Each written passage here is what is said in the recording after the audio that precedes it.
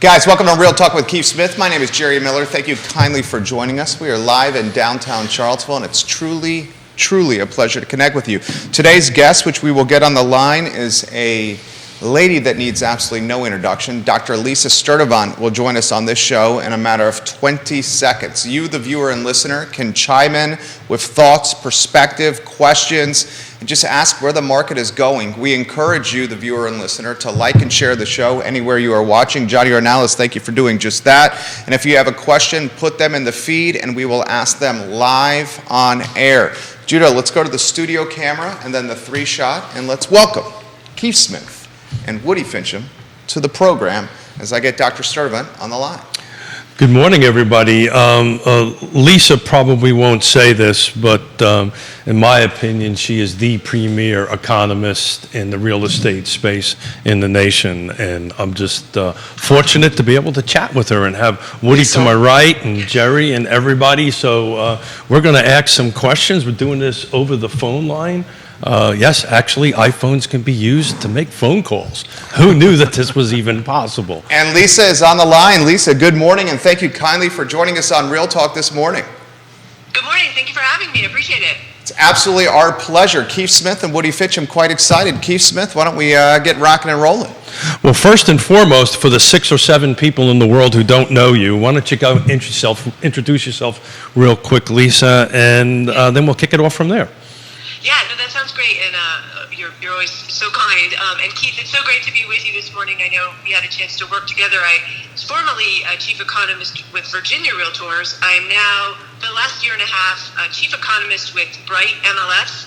As many may know, Bright is one of the largest MLSs in the country. We actually cover an area from New Jersey down into central Virginia. We actually have a data share agreement with CAR, and so always delighted to chat with you and with one of Bright's partners.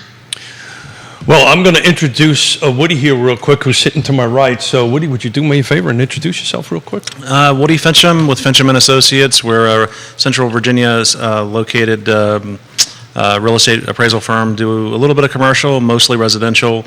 And I'm super excited to be here because Dr. Sturtevant's here and been a long-time fan. So yeah, we're kind of geeking out a little bit over here. You can't see that, so we're totally geeking out. So I kind of want to kick off a little bit with the presentation you gave at the RIS Media CEO event. I guess it was almost a month ago, and you kind of did a great job of kind of outlaying a little bit of kind of where we came, where we are, and where you think we're going. So I'm going to let you kick in real quick and kind of share that a little bit with everybody, and then we'll jump in with a couple of questions. Yeah, Keith, I'm happy to. It's funny, in a month, a lot has happened, right? We've seen, a lot of what I was talking about at RIS had to do with how the government's response to the pandemic is really created this very long-lasting impact on the housing market. And one thing in particular is, the fact that monetary policy, which brought federal funds rate down to close to zero, brought mortgage rates down to a historic low, drew in a lot of buyers. I know in the Charlottesville area in particular, one of the hottest markets during the pandemic, as people had increased savings, rock bottom mortgage rates, the desire for more space. We had 14 million homeowners refinance as those rates were low, but then in a sort of a whiplash move, in response to rising inflation, we saw the Federal Reserve quickly raise rates. We saw the fastest increase in mortgage rates in 4 decades. And now, according to Freddie Mac, last week, the average rate on a 3rd-year fixed is about 7.5%.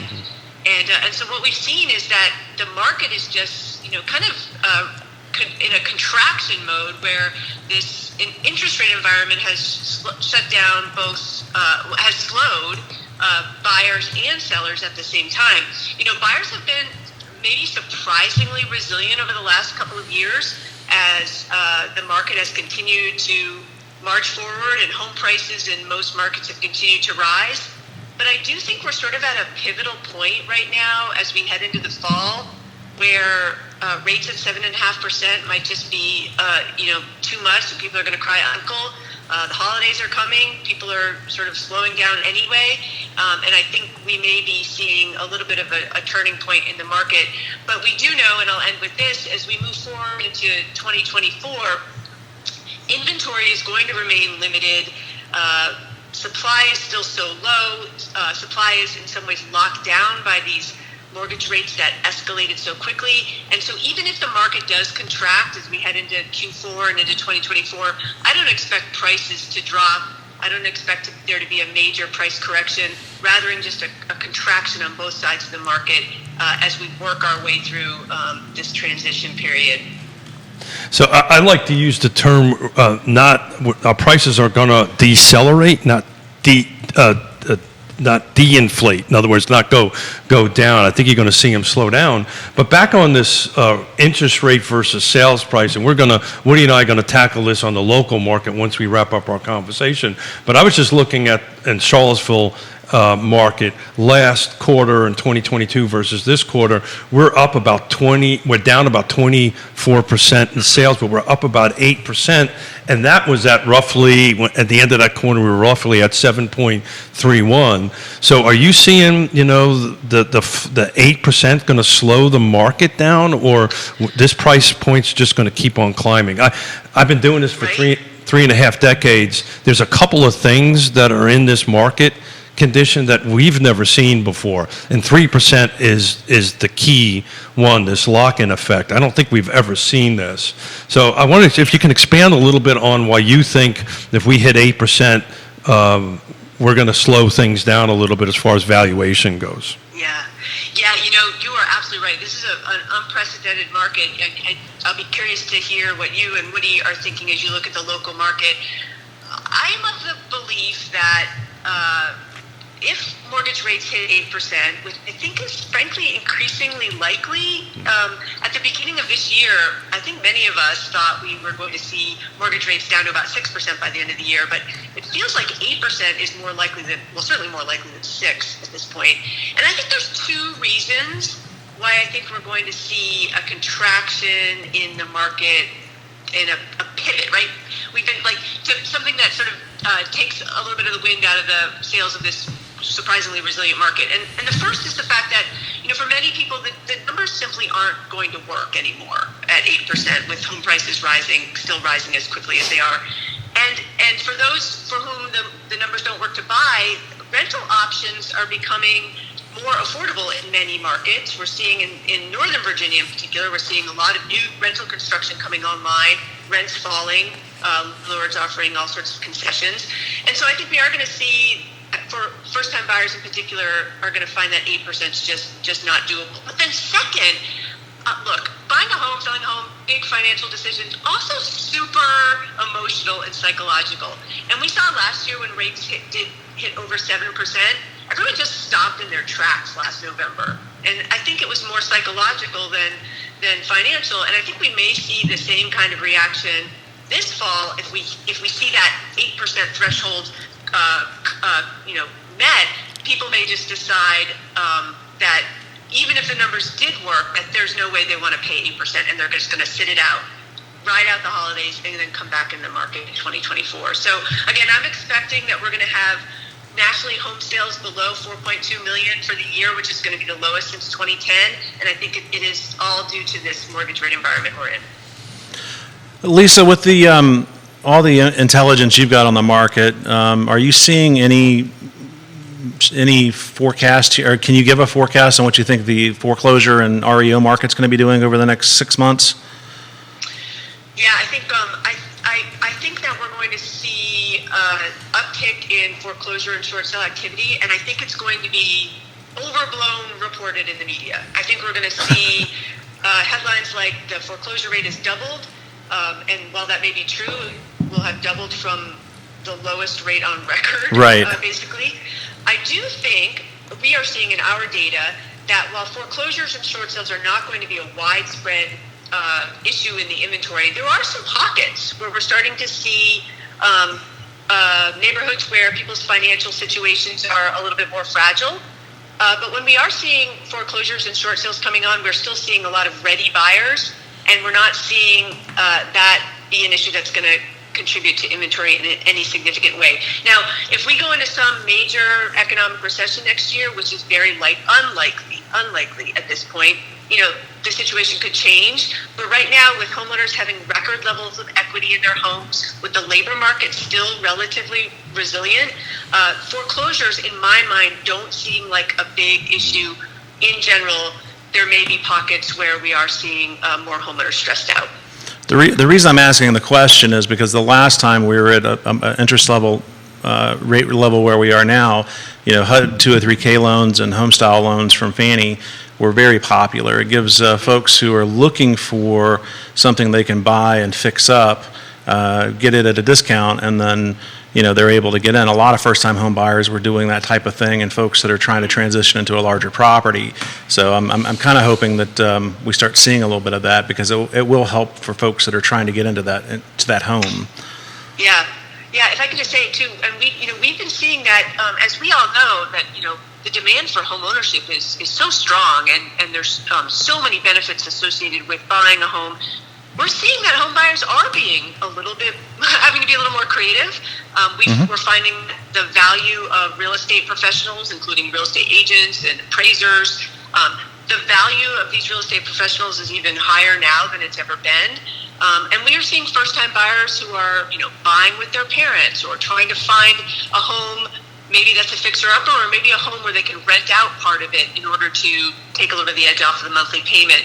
And we are in Virginia also tracking, particularly in Virginia, assumable mortgages in the VA product, seeing if that is a place in which buyers can get into the market.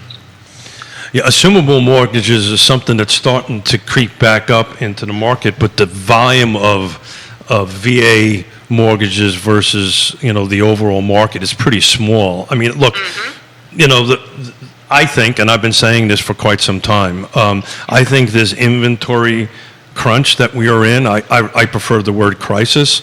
I think we're 5 to 10 years out before we start seeing anything on the other side of that, probably closer to 10 years. Would you agree or disagree with that, Lisa?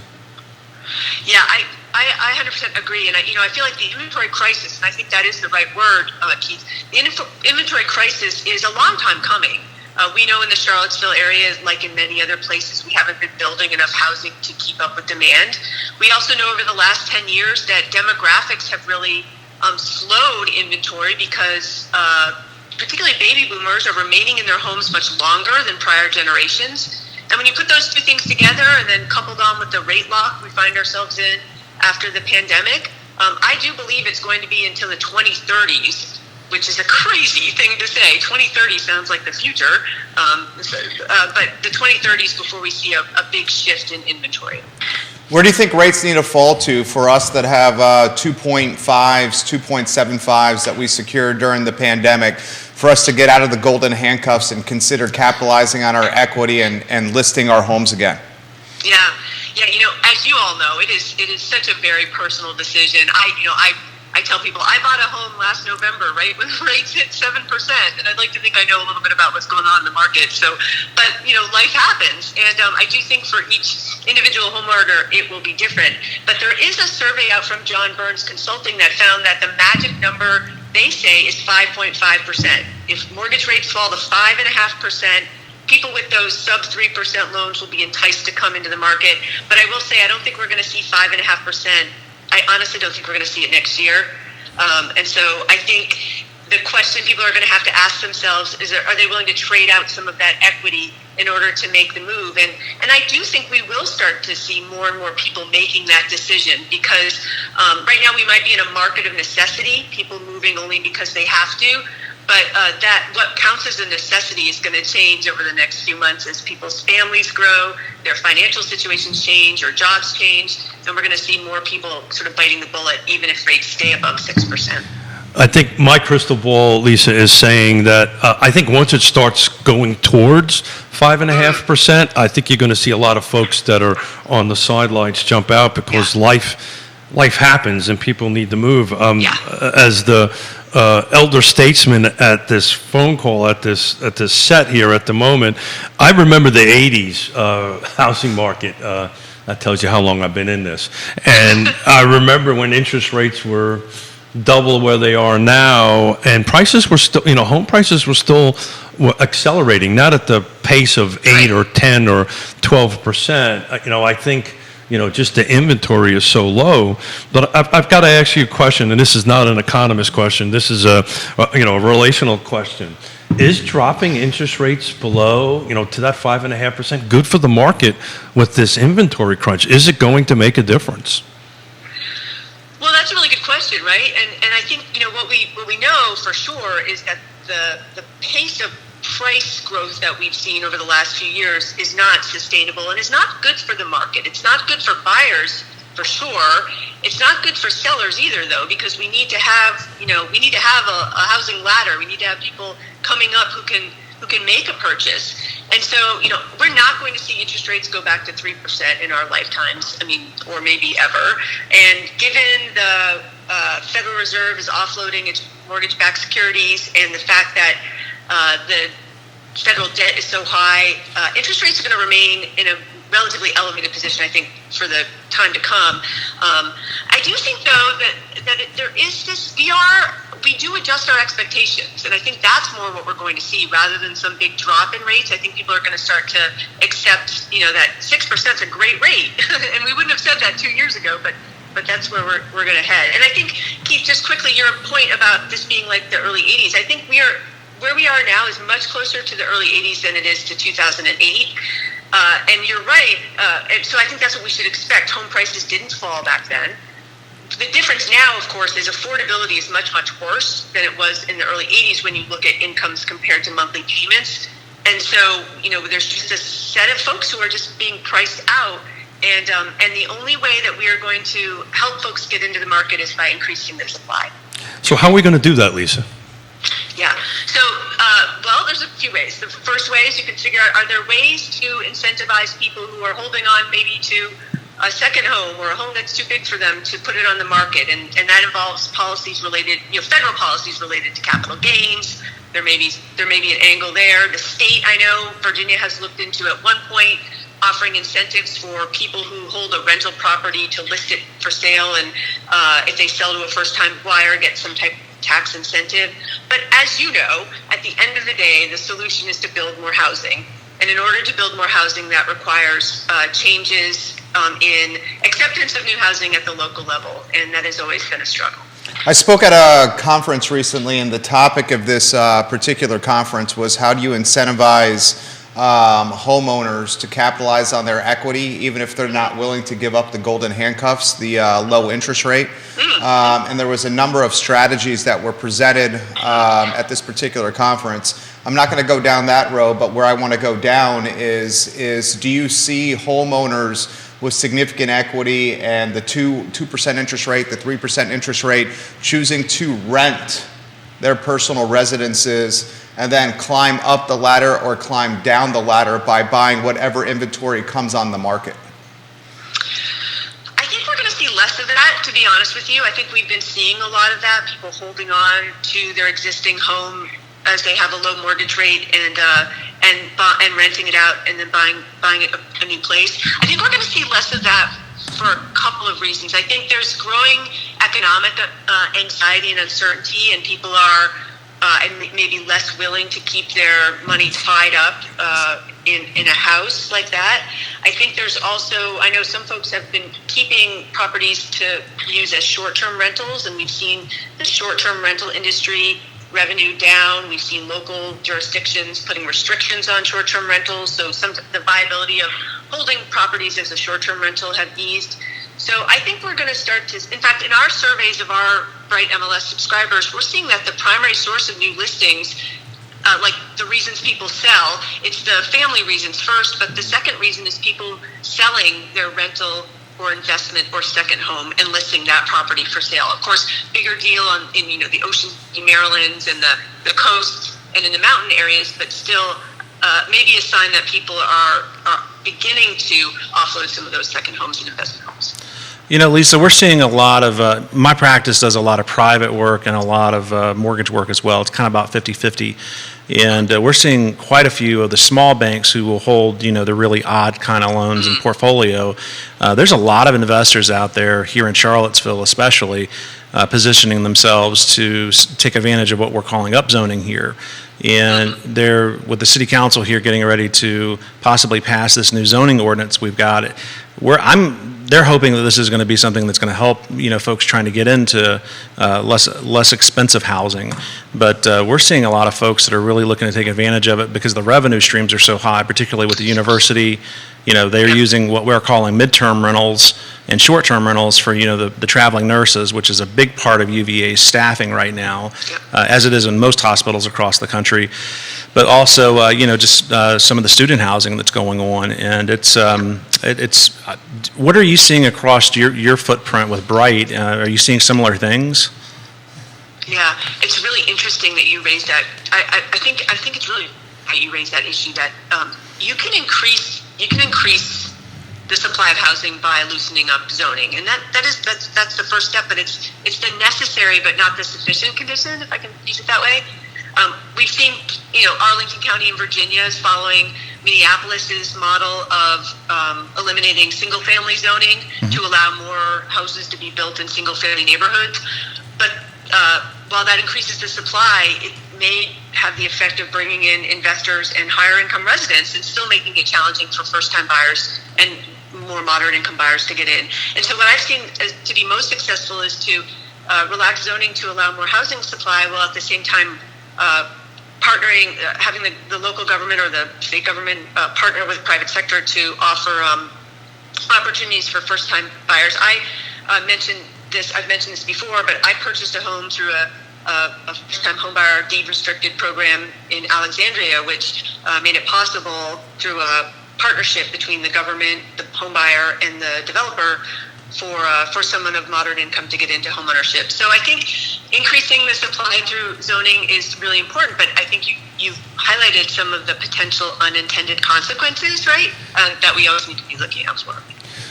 So, Lisa, I am part of a cohort, national cohort. I think we've had conversations about this before, that we're looking at missing middle amongst different jurisdictions. Mostly this ordinance started out west.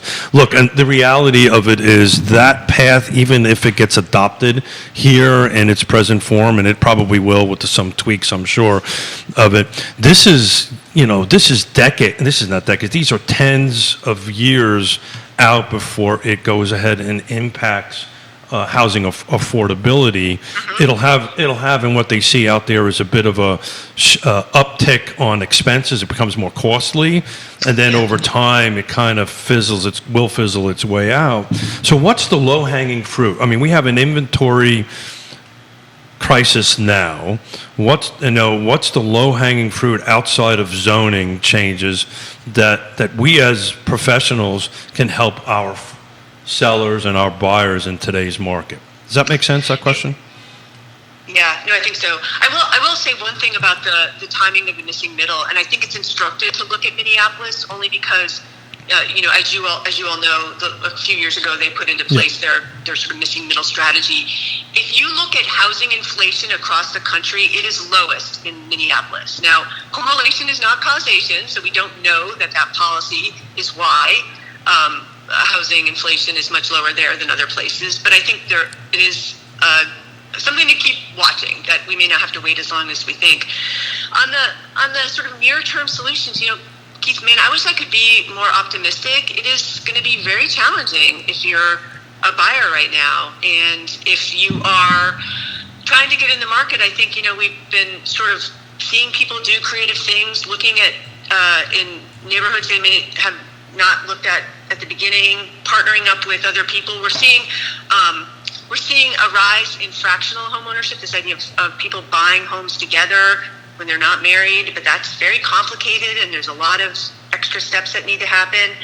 And on the seller side, I think, it's helping sellers get creative, right? If you're in a position where maybe you can travel or you can go stay with your adult children since they stayed with you during the pandemic, and that would give you the time you need to find your new place and allow you to list your home. I think we're all looking for ways to be a little bit creative in this very unusual market. So, I've stole a quote from a dear friend of mine, Robert Liberty at Portland State University and University of Washington. There is no silver bullet for this. There's a silver buckshot. There was no silver bullet that got us into this. There was a silver buckshot. So, everything is on the table. I just think, we've got to set expectations for our buyers and sellers that, the current situation I think we're in now, we're going to be seeing for a while, unless your crystal ball is predicting something otherwise. No, I think this is the market. I've described it as nobody's market, right? It's not a buyer's market. It's not a seller's market. Nobody's happy about this market because we're all just we're locked in place by a set of policies that had a lot of unintended consequences on the market. And frankly, we might not be done.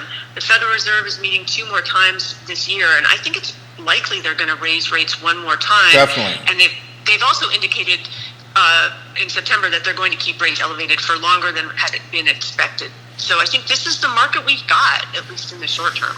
Well, let's call it like it is. They want the housing market to get hurt, and it hasn't gotten hurt so far. And I think they're going to keep on raising interest rates until there's enough pain out there to impact it on that. Yeah, and I know nobody asked me, right? But we know that housing enters into the inflation calculations on a lag, and it's just really possible that we're going to see the Fed overshoot on this interest rate hike. So. Because we've already seen rents starting to fall, we've already seen some of that, and the only way, as we've talked about, and by raising interest rates, it just makes it harder to build new housing, right? Which is the opposite of what we. Lisa, switching over to how many professionals we have in both on the realtor side and on the appraiser side. I've got several colleagues across the country. They're in some markets that have impacted pretty heavily, particularly once you get west of the Mississippi, markets like Denver and Oregon and California. I actually have colleagues that maybe have had a dozen assignments this year from the mortgage side, and when their companies are set up to do mostly mortgage work, so some of them are actually looking at exiting the profession. I know that Bright keeps pretty good stats on what's going on, but what is your opinion on what's going to happen with two things here? One, full service agency, I think, in my personal opinion, is probably going to come back pretty strongly. And two, what do you think the attrition is going to look like on the realtor side? Yeah, so the second thing first, I think, look, I think it's fair to say, and I've said it publicly before, so I can say it here, there's too many real estate agents. We have too many realtors in the market for how many listings and how much transaction activity there is. And I think that we're going to see attrition for sure over the next couple of years. We're going to find that people who came into the industry during the pandemic, when things were so busy and it was relatively easy, are going to be put off by the level of work and level of professionalism that is necessary day to day and being a real estate agent or broker. So I think we're going to see fewer people in the market, fewer people working in the industry for sure. But what I do think is going to happen, given all the changes that are going on in the industry, there's half a dozen lawsuits going on. There's a lot of rethinking about the role of the realtor and the transaction in general.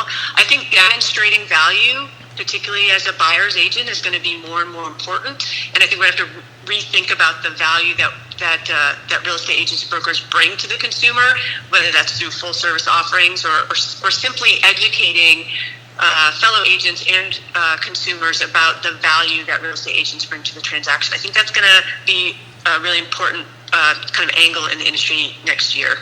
Yeah, I'm just going to be the one to say it here live. Our industry this time next year is going to be 180 degrees different than we are today.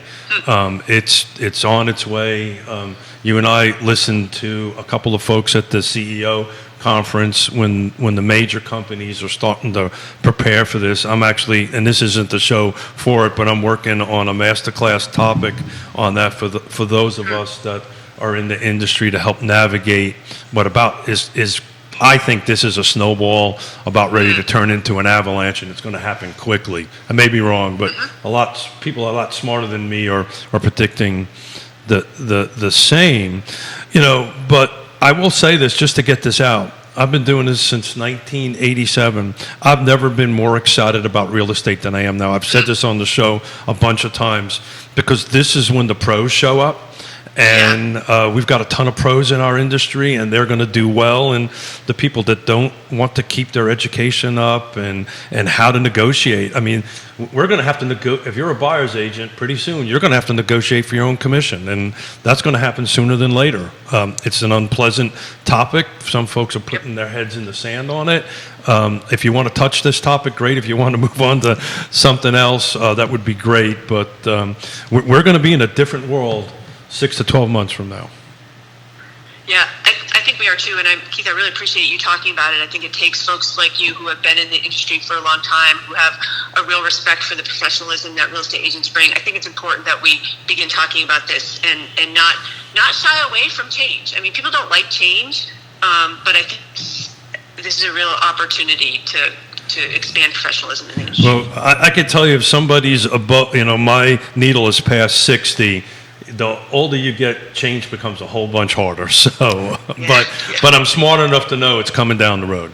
Yeah. Do you see the percentage of cash buyers upticking, Lisa? Yeah, I think so. It has. At least in our market, we have the highest share of cash buyers in the Bright MLS footprint since I've been tracking it, which is I guess we have 20 years of data now. We saw that when rates were 2.75%, basically free money, there wasn't a lot of interest in buying cash. But we have seen that about a third of our transactions right now are cash. And that's frankly one reason why the market is still moving as much as it is, at least in our market, because we have folks who are sort of not sensitive to interest rate. I think, again, talking a little bit about whether there will be an economic recession, and if we do see a softening in the economy and people becoming a little bit more conservative, I think we'll see the share of cash buyers ease off a little bit. But right now, it's still at a record high share, at least in our footprint. So I have a slide for our local market that covers that, which I just asked Judah, our director, to put on. But first quarter in 23, 28.5% of the sales were cash, 55.6 were 30-year fixed, traditional 30-year fixed. Second quarter was 28.3 on cash, 56.87 on 30-year fixed, and then this recent quarter, we were 27.7 and 56. So we've been hovering around 28% cash and hovering right around 56% 30-year fixed for at least the first 3 quarters of this year. And I've been tracking this pretty hard locally, but that's been kind of the trend for the last 12 months, somewhere around a 28, 56% split on that. Are you seeing that in your marketplace? Yeah, and like I said, we're around a third Bright footprint wide, and we're up from about low 20s, a couple of years ago. Sure. And so the cash share is sort of holding steady in our market at about a third of sales, which in my mind, frankly, is kind of blows my mind sometimes. This is true even in the Washington area market, for example, where median home prices are around $600,000, so it's a relatively expensive market. We're still seeing cash coming in really pretty quickly.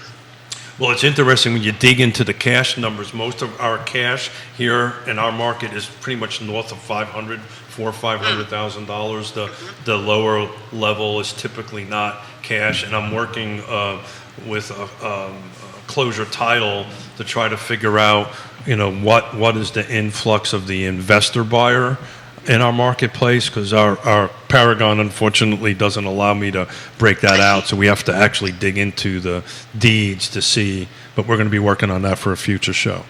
Yeah, that's great. Well, keep me posted, because I am interested in that as well. We don't have great data on the share of cash buyers that are investors either, but we are seeing a lot. We do know from survey research that a big chunk is primary residence buyers buying with cash, at least in our market. Yeah, it's the folks that sold in your market, our market anyway, your market or the Northeast market, pocketed a little bit of cash and moved on. But I will tell you, I built 600 homes in my career, most of them for Yankees that have funny accents like me, and almost every single one of them were cash, and almost every single one of them since the 80s until when I got out in the time of great unpleasantness with a sale of a property up there that they used to buy down here. So this is not a new phenomenon. Yeah, we're still seeing a lot of diligence appraisals on the private side where folks are not getting a mortgage, but luxury level and all the big price tickets out here, or price points rather, folks are still interested in what the market value is because they want to understand their risk position. So I've never seen a market like this. It is interesting. Lisa, we appreciate your time today. We certainly look forward to maybe catching up in the future with you. Your insight, your perspective, your reputation precedes you, and you've certainly made the program considerably better. Well, I can't thank you enough for the chance, and hope to see you all perhaps in person, maybe in the spring market. Well, we'll talk offline. I'm going to try to sweet talk you into coming in person a little sooner than that, but I'll see how my negotiating skills goes on that. Well, right. You'll be working on those. And Woody, it was great to be with you, and Keith and Jordan, thanks so much, and look forward to talking to you guys again soon. Lisa, thank you so Same much. here. Have a great day. Take care, You too, Lisa. bye. Bye-bye. Fantastic interview, boys. Yeah, it's look, I'm just flat out honored and flattered that, and I said this in the intro, I consider her, if not the premier, awfully close to the top premier economist. And one of the reasons I love talking to Lisa is she's a no BS kind She shoots it straight. Yeah, Yeah, BS. there's no salesmanship, rosy-colored glasses. Couple of highlights from the interview. Straight up said 8% on the horizon. Yeah. Also said that, as we've predicted on the program, another rate hike on the near horizon, and that this could be the market into the 2030s, were some of the takeaways that I had from that. What do you think, Woody? I don't disagree with anything that I've heard. I mean, Lisa's always spot on with her stuff, and she's just reiterating, I think, what we've all been saying on the show for a while. And our new normal is the normal. I mean, I don't think we're going to see anything shifting one way or the other real severely anytime soon. Of course, who knows what's going to happen in 3, 4, 5 months, but it'll be interesting as we get through the winter market and then into the spring market. I think this next quarter, when we have this show, the first Monday or whatever of January, and when we take a look at this third quarter, I think this third quarter is going to be the predictor for us going forward. I think we're, this may be unpopular, but I think inventory and the volume of sales are going to continue to drop. We're at 24% quarter over quarter right now. I think you're going to start seeing that dropping and probably leveling out. But I've said it before. I think you're going to see somewhere between a 3 to 6% kind of normal year over year, quarter over quarter valuation increase. Do you agree with that, Woody? 8 to 10,000 new citizens coming in within the next 5 years to this market. It's something we've never seen before. I mean, you're talking about market forces. It's really difficult to forecast.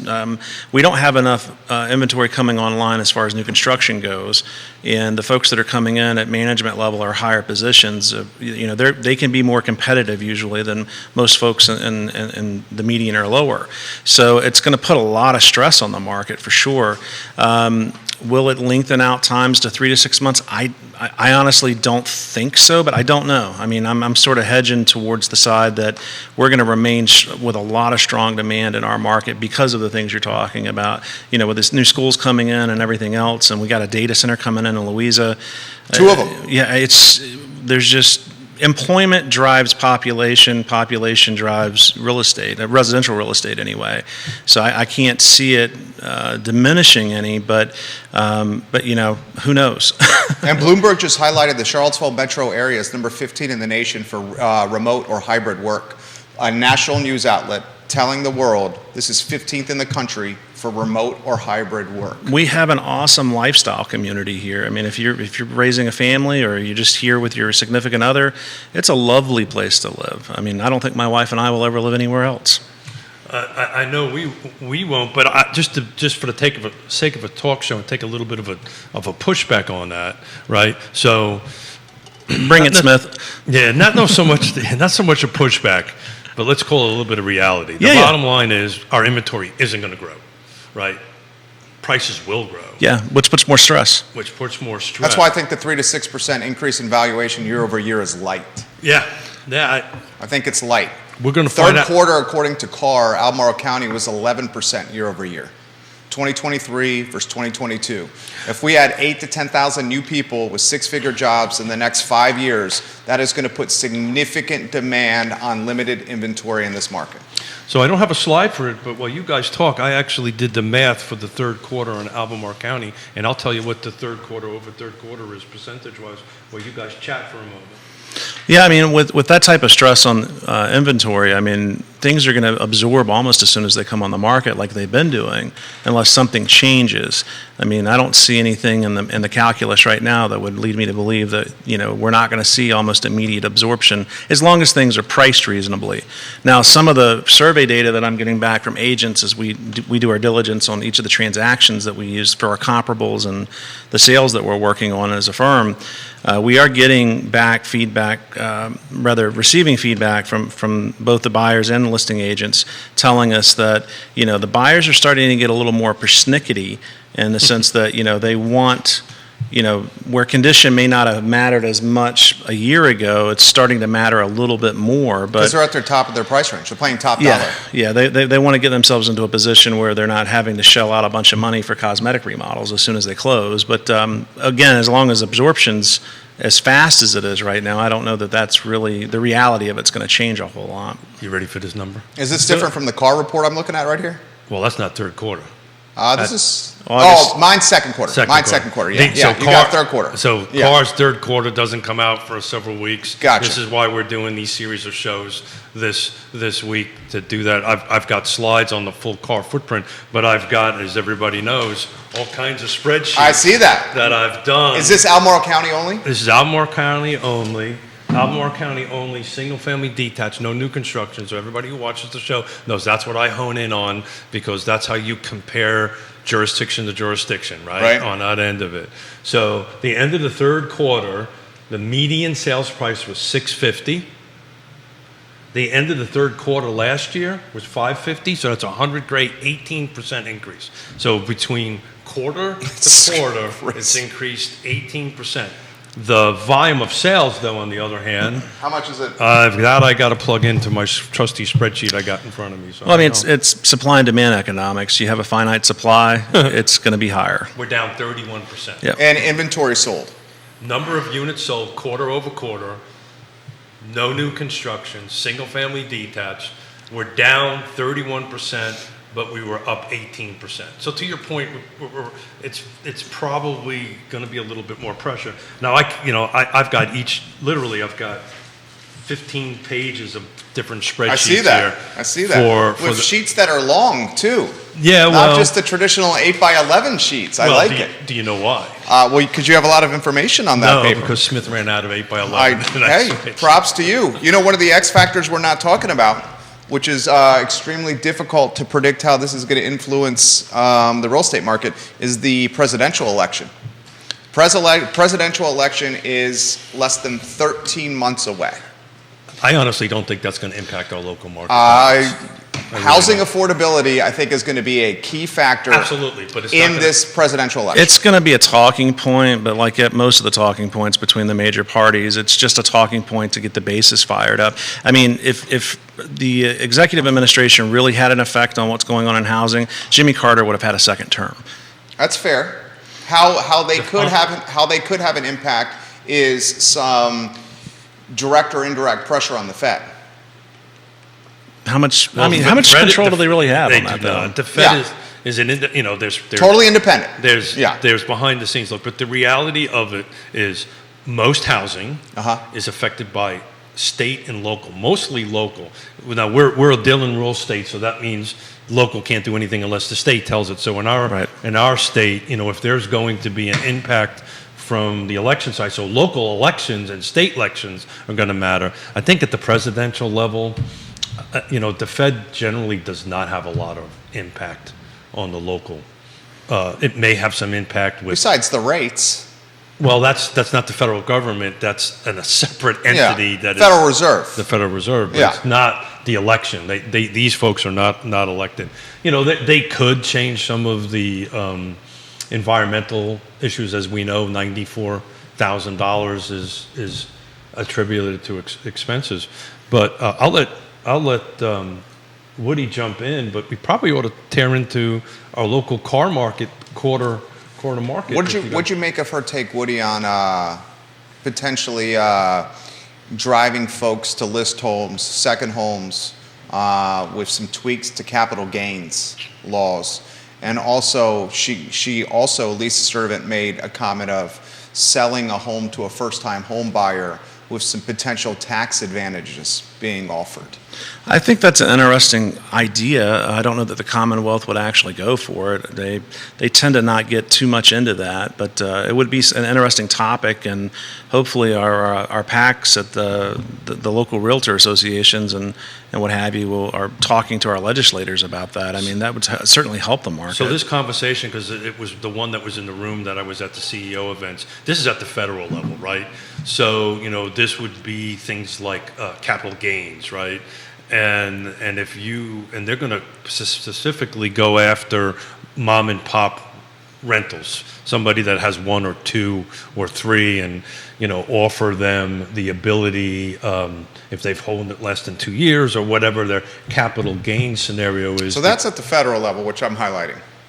Correct. Yeah. So that's low-hanging fruit. I mean, that's something that the Fed can do. The state would have to do it on its own for the state tax side of things. But are we really going to get anything done right now with what's going on in Congress? I mean, we've got a mess at the federal level, and do we see any tax incentive bills coming through that mess? No.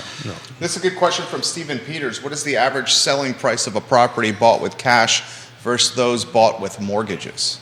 Oh, I can look that up. If I had to guess, it's going to be north of the median. Amy Lynn giving Woody props, Kara Mitchell, Stephen Roach, Tonia Velas giving Woody Fincham some props. Number of realtors watching the program I'm going to do today. that for Albemarle County where you guys shot. I'll tell you exactly because I can do that. RS Media shared the show. Thank you, guys. In front Awesome. of their network of followers. Johnny Ornelas, good morning to you. Woody Fincham, anywhere you want to go? I mean, I met, of course, this is all going to be arbitrary data, but I mean, I'm just looking at what's going on in our practice right now. Our volume's definitely down for mortgage work, but our private work's up. And there's definitely something going on the private side because folks are looking at doing, the 1031 exchanges and things like that. And like I mentioned earlier, we're still having, even at the luxury property level, which is sort of our forte, with our firm, we're still seeing a lot of folks wanting to do diligence appraisals because they want to understand the relationship of what they're paying cash for versus their risk position in the market. But are they walking away from the deals or they just understand it? They want to understand it. I think they're willing to take on strategical risk. Yeah. I mean, if you want to buy something in a market that's under the stress that it's in, you've got to be able to offer the seller something that other folks can't. So if they want to pay a little bit extra for it, or they're able to close faster, which usually happens in these situations. I mean, we're seeing folks they'll close on a property and then do a lease back, or even not even give a lease back to the folks, so they have a couple of months to do what they need to do in order to get their affairs in order. So, Samantha writes this comment: we're seeing the properties stay on the market longer. Is that due to affordability concerns? And I was trying to be thoughtful of Lisa's time. I knew that she had another appointment that she needed to go to, but I wrote down the note. I just didn't get to it, so we'll save it for the next meeting. But when we had a conversation with her up in D.C., we were talking about where the neutral market is, right? Mm-hmm. And the neutral market was like 6 or 7 months worth of inventory. And her and I were having a conversation about it. We think, and she agreed with me via text, it's like 3 or 4 months is now the neutral market. So it's interesting. We have a listing that's been on the market for a week, and everybody's like, well, what's wrong with it? And it's not wrong with it. It's just the new market, and a week is really not a long time. Everybody's, we always talk about, what we were doing in the 80s or the 90s or whatever, but what's going on in the market's relative to what folks are used to. When you're used to something absorbing in a day or two, and now we're going to a week, everybody's like, well, it's much longer. But I mean, that's still a relatively short period of time. Until we start really lengthening out, I wouldn't worry too much. But we are seeing some of the properties that are overpriced are sitting on the market for really long periods of time. I know Lake Monticello, there was one on the market for a couple hundred days, but but that was needed it was TLC. it was a special situation. It was, and we talk about this all the time, right? Location, price, features, condition, timing, and who's on the other side who on the other side matters. I do hate that one listing, though, just because underwriters will go into the UAD, which is the Fannie Mae system that they have for their algorithms and AI. And it screws it up. And they will ask, it never fails, why aren't you using this sale? It's like, well, because it's an abnormal sale, and we don't need to use it. Currently, right now in Lake Monticello, 9, 10, 11, 12, 13, 14, 15, 16, 17, 18 active listings. So I'm able in the Paragon to take a look at cash versus 30-year convention and all that kind of great stuff. So I just did Albemarle County, no new construction, single-family detached, just, what was happening in the last 30 days on it. So there was 15 that were cash, 21 that were conventional. You ready for this? Yeah. The median sales price on cash was $580. Okay. The median sales price on conventional was $587. So it's actually the loans a little bit. It's pretty darn close. That's really close. That's equal. But Yeah. I expected to see the cash The delta to be larger. delta to be large. He expected the that cash was buyers to have median? more leverage. That was median. That's median. Average, the average is way different. The average is 793 for cash versus 691 on finance. Yeah, the outliers are pulling it. Yeah. So that's just a quick look-see on that. VA and there's really, VA was only 4 loans, rural development was only 1, and non-specified, which God only knows what that is, was 1. Holly Foster gives us congratulations on show 550. Thank you, you. Queen of Henrico, for those props right there. Logan Wells Kalelo, hello and welcome to the program. Thank you for watching the show. Stephen Peters, we appreciate your questions here on the program. Woody, this is a good one that's coming in for you. Woody mentioned upzoning having little to no impact on this market. Can he expand on why? Oh, I think it's going to have an impact, but I think it's going to have an inverse impact from what the politicians are hoping that it'll have.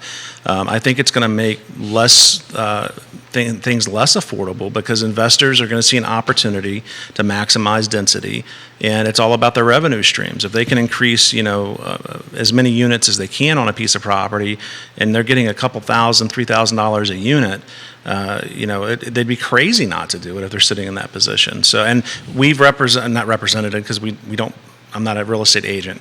I don't buy and sell, but we've had several clients over the last year that are looking at this, and they're going in and using non-traditional loan products and even their own cash to go in and be in a position where they've got property that they can take advantage of the upzoning as soon as it happens. So these other marketplaces, this is going to be a bell curve, right? It's going to get adopted.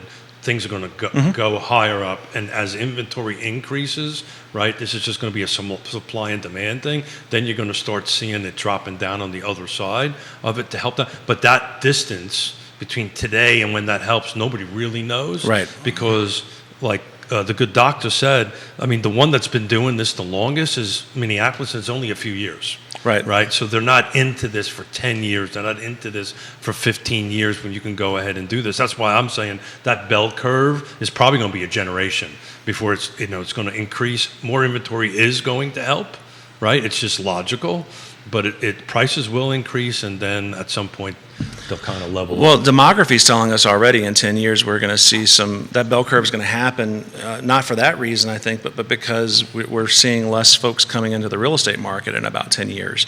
The millennials and... I just was reading an article about Gen Zs, and we haven't been talking about Gen Zs for a while, but they are now starting to come into the market. They Jerry, help me with this. They tagged them Zoomers. That's what you call them. Gen Z is Zoomers, and they are starting to come out of college and getting ready to move into the buying. Well, the young millennials and the Gen Zers, and if you want to hybrid them, there's zillennials, are choosing to have, to Woody's point, kids at a smaller clip or frequency because it's so expensive. And later in age. And the expectation with this is a population decline. A lot of folks calling a population decline on the horizon. So they're calling that A, right? Just a new generation that they've been talking about. I think it's called Alpha on it, and Jerry's 100% right. Everything I've read is all of a sudden there's going to be a decline. So but that's, like I said, a generation out. 2025, 30 years, something like this out. The demographers I read are saying more like 10. Really? Yeah. Louis Delgado giving Woody Fincham some props Hey, Louis. right now. Viewers and listeners, if you have a question, please put them in the feed. We'll relay them live on air. This is an interesting question from North Downtown's finest, Grayson. What's the market look like this time next year, as Jerry put it, around the election? A local market. Yeah, That's what he's asking for. My opinion is, I think there's the number of, when we look at a trend line, right, we're going to look at the number of sales continue to drop and the values continue to climb. I think you're going to see a crossover on that probably in the beginning of next year. If you were just to lay over the trend of volume of sales and the increase in price, I think we're going to cross. We haven't quite crossed yet. We're getting awfully close to it, but I think that's what you're going to start seeing. Volume continue to drop, prices continue to rise. The question is how much. This is where the skill level of folks at this table matter to help buyers and sellers navigate that. But we're going to start tackling some of that in future shows. Yeah, I agree with that 100%. Here's an intriguing question. Is it the market conditions that are going to drive a diminished amount of realtors, or is it the fact that many of them are going to retire? Well, it's all of the above, right? Because what's the average age? From what I understand, I think it's 57. Right. But I may have that wrong. Somebody who's smart can dig into that. But I think the average age is 57. If not 57, it's awfully close to 50 on that. But yeah, you're going to see. Look, I'm got to be somewhat careful because there's a lawsuit going on and things have not been settled yet. But I can tell you. You want to set the stage for that? Yes. So there are several lawsuits floating around in reference to compensation, particularly on the buyer side and the seller paying it. There's a couple of companies that have settled. We have to be a little careful because I believe the first court date is on the 16th of October on that. I've been tracking this pretty closely, also sitting down with the people that know about this way more than I do and having conversations. At the end of the day, as I told Lisa, the way we do business is going to change probably within the next 6 to 12 months. And that in itself is going to drive a bunch of people out. Because those of us who have been doing it one way for several decades and have to change, we don't handle change well, and I might end up retiring. Not that I would, but I might end up retiring. Not that I can. That's a better choice of words. But it's going to change, and I'm working on a series of shows for that. I don't really want to give too much away on that topic, but it's coming up. So, you want to touch that? Yeah, I just have to get the caveat real quick that because I sit on the CAR board, board of directors, I can't speak for CAR, and I'm not speaking for CAR. I'm speaking for myself personally. But I do lurk in a lot of social media groups for real estate agents because I am a realtor, because I'm an appraiser member of NAR. I'm really surprised a lot of the, and I'll call it unprofessional commentary that I see out there where folks are complaining about having to do more work now. And it's like, well, the listing agent needed to go out of town, and now the buyer's agent is complaining because they're covering the listing agent's side of it for the weekend or whatever, or vice versa. And I'm just shocked by that. I mean, there are a lot of folks out there that don't have any work and would gladly take whatever they can get. So, like I said earlier when we were talking to Lisa, I think full service agency is going to make a very strong comeback. Unpack that. I mean, we've seen over the last several years where limited service agencies been out there where folks are just getting access to the MLS. They're paying a fee for it. They don't want representation of any kind. But what a lot of consumers forget is that negotiation is really what a good realtor is going to do for you, in the sense that they understand how to negotiate. I'm seeing things on some of these forums where they don't know how to handle an FHA loan where the appraiser has tagged a few things that have to be repaired in order for the property to qualify to go to closing. The roof has less than 2 years left on it. In that situation, the roof has to be replaced. That's a requirement by FHA. And I'm seeing agents that have never dealt with that, and they're not negotiating in good faith for their client, not intentionally, they just don't know how to do it.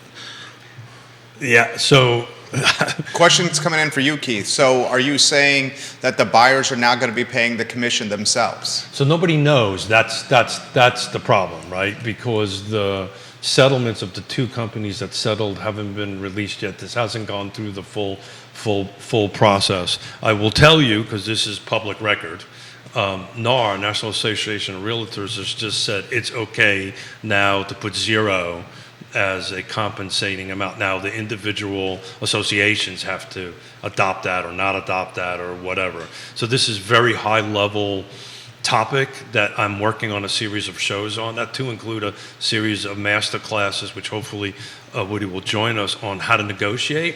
The long and short of it is if you're a buyer's agent at this point in time, you're going to have to now negotiate for your commission.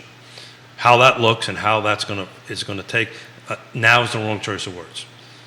In the near future, I think the thing is, this is not a matter of if, this is a matter of when this is going to happen. Is it going to happen 1 month, 2 months, 6 months, 12 months from now? And this is a bit of a sticky wicket because I do not want to put my dear friend Woody in a bad spot here because he's on the car board. But reality is reality, and this is coming, and it's coming, and I'm excited about it because that just raises our level of professionalism, and it's part of the reason I'm excited about real estate. But you're going to have a conversation with your buyer pretty soon about how you get compensated, and if you're not thinking about that now, you should be. Anything you want to touch on that? You want to go to the next topic? Well, real quickly, because appraisers that are successful in their markets have to do this, and I have a lot of colleagues that are really, really good at being appraisers, but maybe aren't so good at the business development end of it. And I think you're going to see a lot of buyers agents kind of transitioning. They're going to have to transition over to how appraisers kind of distinguish ourselves. And you've got to be, as a professional, that educator for the market. You've got to be able to talk about what your value is to the consumer, and you've got to be ready to do that in a moment's notice. It's not something that you're going to get you get a first impression with something like that, and you're either going to be able to seal the deal with the consumer or you won't. So if you really talk about strong negotiation skills, I think part of being a professional is being able to talk about what we do for a living and bring why we add value to the transaction. So this whole conversation is extremely layered. There's multiple moving pieces, and it's extremely difficult to do in a live setting. That's the reason why I'm kind of taking my time on explaining this. But those who are interested, they should keep an eye on it. It's probably not going to be the end of this month, probably the beginning of this month, but I'm working on a series of how, as real estate agents and professionals, we should tackle this in your everyday business. And I'm making phone calls because there are MLSs existing around the country that have that allow zero for buyers. So I'm having meetings with them. Okay, how are you managing this? So I really don't want to get too far ahead of myself and too far ahead of the topic, but keep an eye out, guys. It's coming. Neil Williamson, welcome to the program. We appreciate you watching the show. Neil, Vanessa Parkhill, hello. Logan Wells Colelo, hello. Katie Pearl, Sarah Hill Buchansky, hello. Angie Fink, hello. Welcome to the program. Thank you kindly for watching us. Do we hit 8% by year end, gentlemen? No, I think so for sure. I think you're going to see it in the next 30 days. Woody, you want to touch that? I think that tracks. 8% by year end. I think so. I think you're going to see it sooner than that. 8% by year end. What's the impact that has on buyers and sellers? I think it keeps the market moving along the way it's moving along. I mean, folks are still going to need to move and to sell and to buy because life happens, which means that, things will keep, I think, just trucking along the way that it is right now. Well, I think it changes. It's already changing our business on how we're having the conversation at the kitchen table with the seller who has this 2 or 3 or even 4% mortgage, and they have to move, right? They have to move. They're being relocated.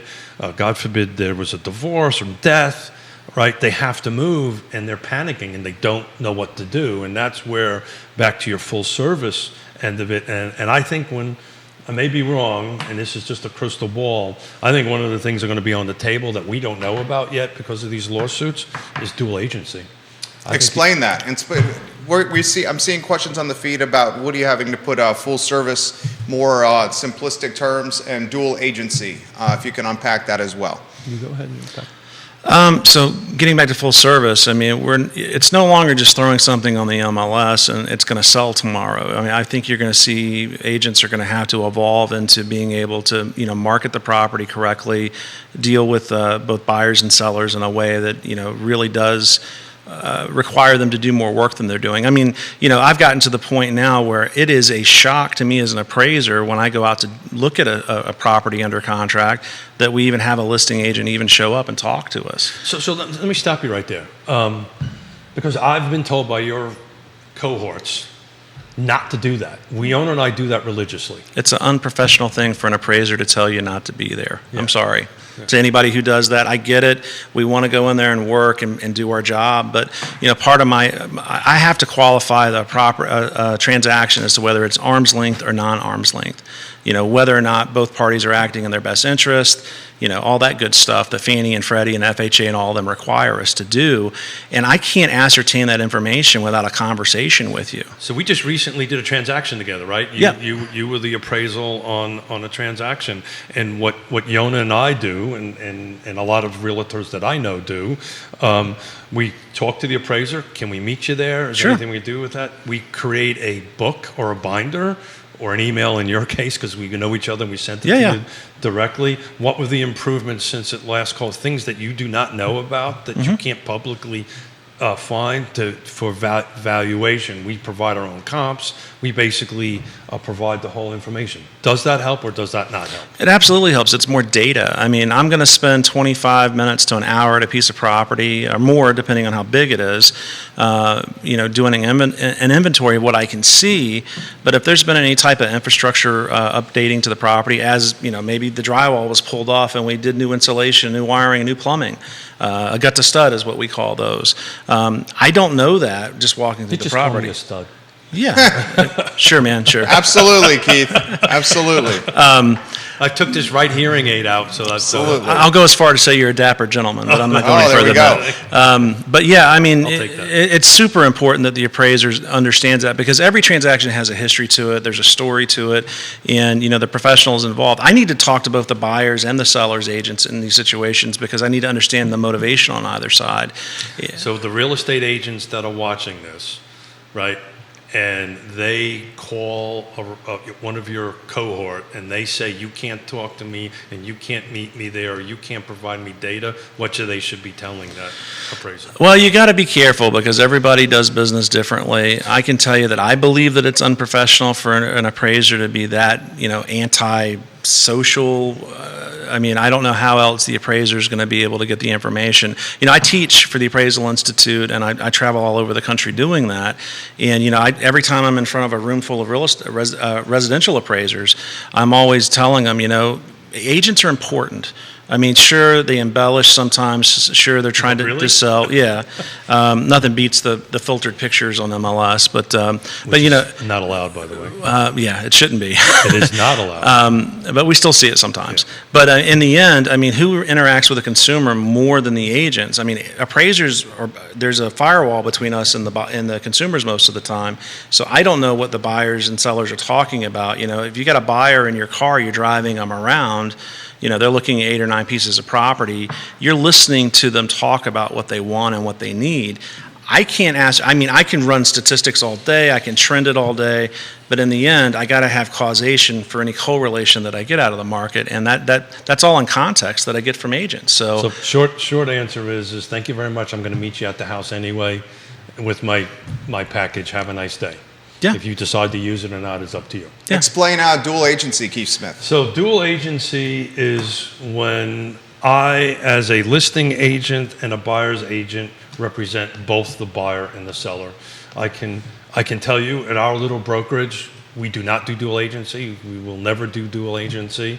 We do see it in this market.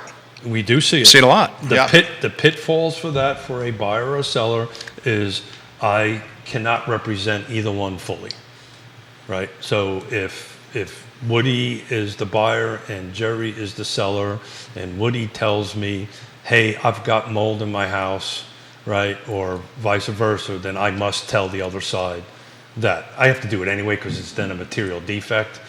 but you lose the ability to negotiate. And actually working on a series of 11 tips on how to negotiate for a show. Because look, I love to negotiate. It's what we do best in our industry. With dual agency, you've just took out what my best asset is to help you, is to negotiate. You buy that, Woody? Absolutely. I mean, you're representing a party, and you're supposed to advocate for them. So how do you advocate for both sides of the transaction? If you work at the same company? I mean, Well, if lawyers can't do it, yeah. It's like the quote from The Hobbit, I feel like too little butter spread over too much bread. I mean, there's just not enough of you to go around for that. Is it even possible? Too little butter. Got it. Yeah, too little butter for too much bread. Yeah. I heard the other way. There's never enough butter on a piece of bread. As far as Sarah Hill Buchensky says if you do dual agency correctly, you are really just managing the paperwork. That's exactly right. Okay. So that's back to that comment about full service, right? People are going to want full service. But how are you going to navigate that when you also now need to negotiate for how you're going to get compensated if it really truly goes the path that everybody seems to think it's going to, and all the really smart people in the room are going to on it. So we shall see. Look, here's the reality of it. There is, and we had a business meeting this time last year, and I told all our agents that we're going to be looking at between a 30 to 40% decrease in volume of sales and revenue. Well, bingo, that's where we're at. Our meeting that we're having at the end of this month is going to be, we're in the middle of a 40-year O shift in our industry, and we're going to plan for it. So that's what we're going to do. We're going to plan for it. Closing thoughts for Woody Fincham at the 11:30 marker. It's always great to be on the show. I mean, it's great that we were able to get Lisa on. That's very cool. I'm working on bringing her in person because that'll be really super impactful. Well, hopefully you bring me too, because I would love to do that. I love economics, obviously, and it is the dismal science, unfortunately. But it's great to hear something that's not being filtered through rose-colored glass, and it's all about giving people good information. So thanks for having me on today.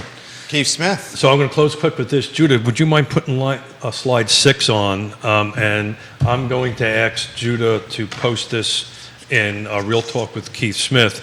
That is quarter over quarter from 2019 to 2023. This is third quarter. This is everything from Charlottesville to Stanton.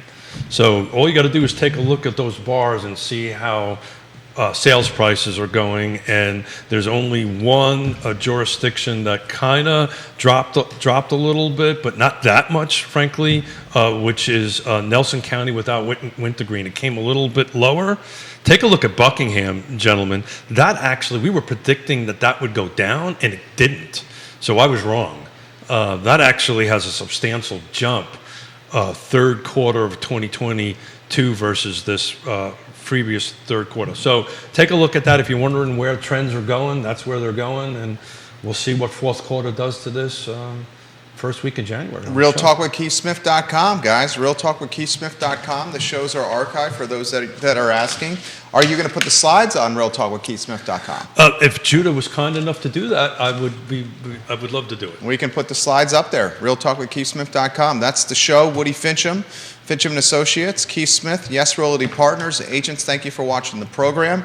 Lisa Sturtevant, the guest, the good doctor, the chief economist of Bright. Just thank you, Lisa. Fantastic resource. Thank you kindly for joining us. I Love CVille show in 58 minutes. Take care. Hold on, boys. You'll tell us when the mics and cameras are off.